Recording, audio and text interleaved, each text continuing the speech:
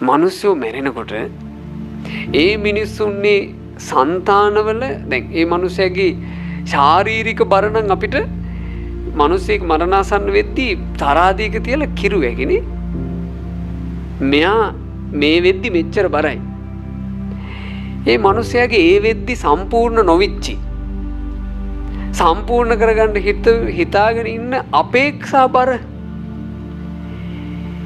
ඒක අර ඇඟේ බර වගේ ඒක එළියට ප්‍රකට වුණා නම් මං හිතන්නේ තිබ්බ ගමන් තරාදිය කටුපණි බර දරන්න බැරුව එච්චර මිනිස්සු අපේක්ෂා පොඩි ගහගෙන ඉද්දී ඒ අපේක්ෂා ඉටු කරගන්න බැරුවම මැරිලා යනවා.